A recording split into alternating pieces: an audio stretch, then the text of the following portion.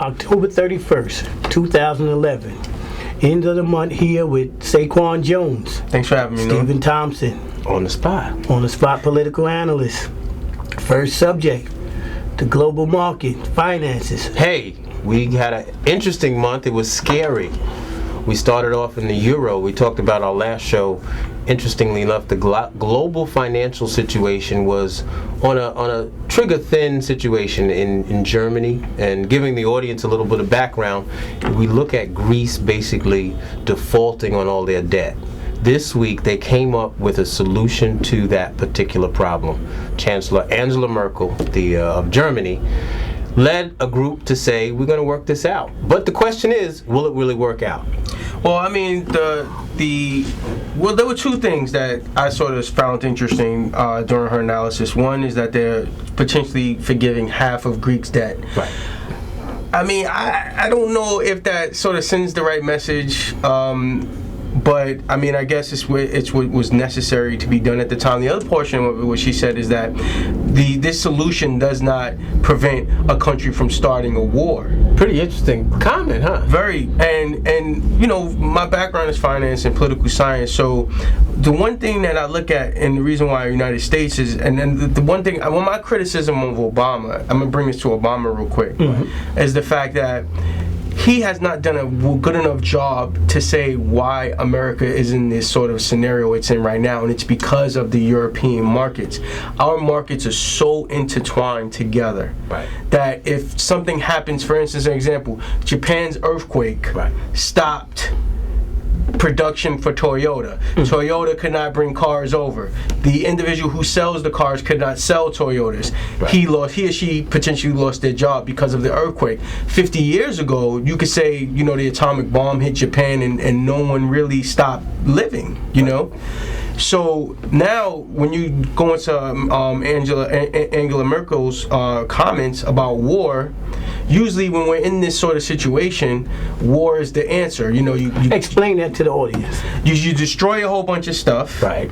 You kill a whole bunch of people. It sounds bad, but just hear about it. And then you destroy a whole bunch of stuff, right? A whole bunch of buildings, infrastructure is destroyed. A whole bunch of men are dead because of war.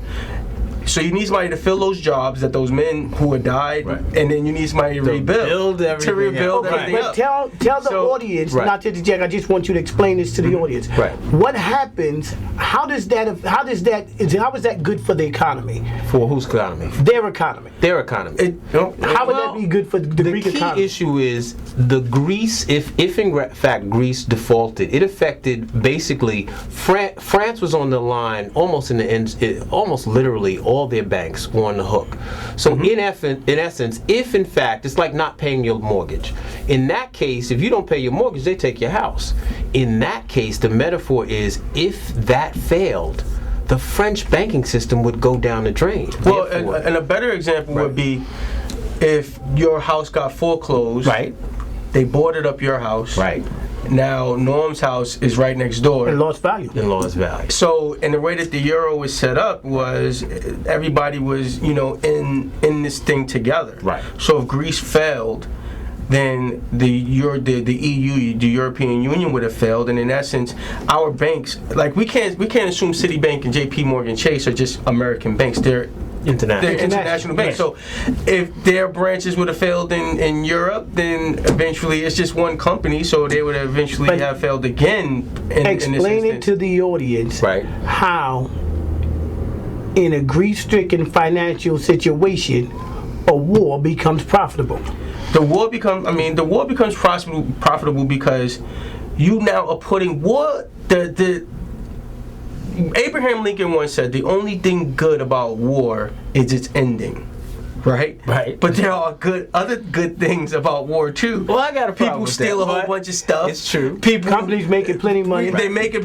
People go to work. People go to work during war. At the end of the day, you get soldiers who are dying. You get some unemployed people who can't find a job, and they say, you know what, I'm going to go to the army, and then I'm going to get the benefits. But it's a lot of money to be. It's a very direct way of a pump prime when you talk about the idea of putting money into your economy. They call it the velocity of capital, in essence. And in economic times, when you try to look for some type of solution to these recessionary times, and in some serious situations, depressionary times, because in some parts of Europe, we've got 20-30% unemployment. Yeah.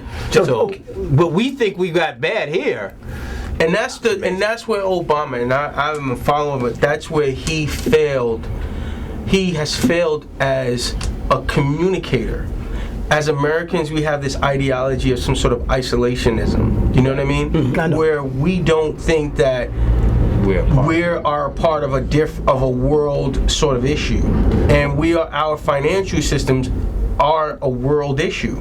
So if Europe messes up, then America indirectly messes up because of everything. You can't like the Nikkei in Japan. Right. They're trading, and then once the Nikkei closed during the Japanese American market went down too. Right. So you can't have it. And I don't think that Obama has made a good sort of effort to portray that to American citizens. And if he had, the economy would not be such a big deal. Well, here's a real problem with that. What I want you to do along with that is connect the dots and how the overseas financial crisis, how does that affect the United States? Well, today the market's closed and it at 276 down low. Yeah, well, it went down, but at one point it was the third largest increase for a month in the history of the market. It went up almost 300 points last week. Unbelievable. What that is a settlement. People who are playing the market, people who trade, and basically the individuals who are involved in it feel more comfortable that this is resolved. So it affects our economy because essentially it has to be a very comfortable feeling for our companies to continue so that they decide that, you know what, we feel confident to hire somebody. This is not going to be resolved, though. Oprah Winfrey once said, right? Oprah Winfrey does this show where she gives away a whole bunch of stuff once a year, right? So then there was an interview that said, Oprah, why don't you just give away a lot? You have a whole bunch of money. Why don't you give away some money to people who are in debt or have some trouble? And she said, you know what?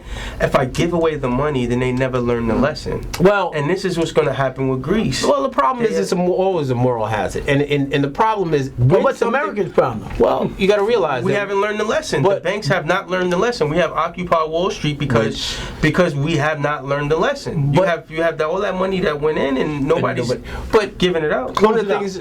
This has always been, it's never in the history of America ever been different than that. The history of the financial system has always been that. Does it make it right? No, it doesn't. But we have to decide what do we do to implement those type of regulations that are going to be able to stabilize this. Occupy Wall Street might be the answer. They may have an idea. We'll talking about lies. I don't know if that's the answer. Well, we're gonna get into that. We'll get into that. All right. We'll be right back after this brief message from the sponsors.